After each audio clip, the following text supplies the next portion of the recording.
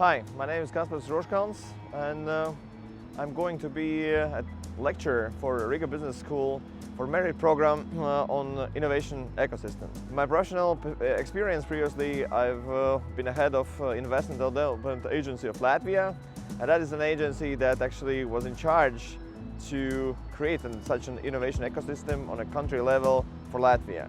Now I'm a CEO of biggest Latvian construction company.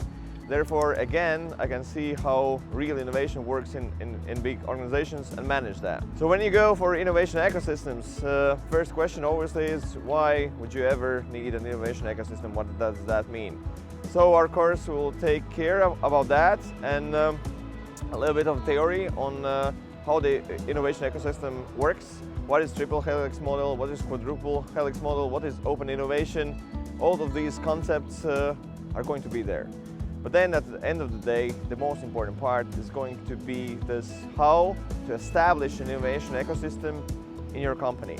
So what do you start with? You start with to figure out, actually, do you need an innovation? Is the organization at the point that you need to start to innovate?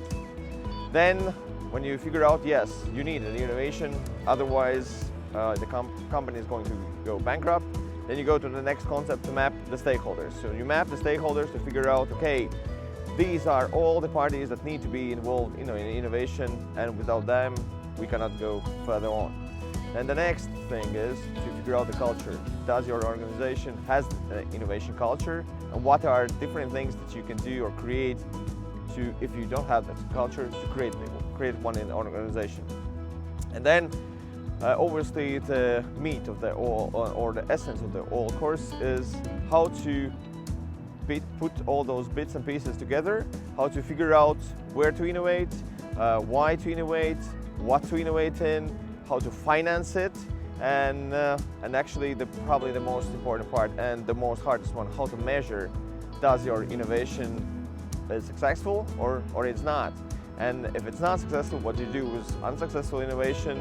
And obviously, how do you create the circle, and how do you run and measure innovation from year on, every year, and obviously grow your organization in the new markets and new type of products and services. The innovation ecosystem actually means that all parties that wants to innovate, or probably even doesn't want to innovate, are joined in some kind of let's say, like in nature, in an ecosystem, that you depend on somebody else.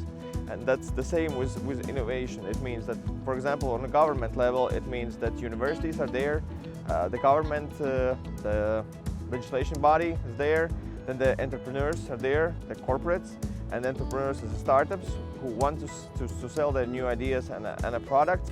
These all parties are there. Academia is another one. So you can see that the scientists, entrepreneurs, and government comes together to figure out, okay, what type of the new needs the world will have in 5 years, in 10 years. That's a part of, let's say, future scenario planning. What if? What happens if this goes up, this goes down? What will the world look like? What will the market look like? And will I be, or my organization be necessary actually? And again, this is the part of course. If you are a part of, let's say, innovation ecosystem, so it means if you are a part of research, if you are a part of corporates, if you're a part of startup community or a government community, all of them are part of innovation ecosystem. So the course will benefit to everybody from these fields. Obviously, this innovation ecosystem concept works for any country or any organization. That we have to revert back the most important part. So it means that you have to map the stakeholders who are within your organization or within your country, who are important, who needs to be involved in the innovation, and then the theoretical concept you can apply to anywhere in the world. Technology can help. It means that you can reach out to different parties, different stakeholders across the world, like, for example, using different types of online platforms to communicate. But to figure out what will be the need in 5 or 10 years, it is really locally that you have to figure out, okay, what type of, let's say, for example, weather is going to be in 5 years in my country, and that's different. What will happen if there's a plus 5 degrees in Celsius in average? What type of the product, services, obstacles will happen, and how can I be a part of that? Therefore, and again, it's new RTU program called Merit, it's free of charge, and I want to see you there.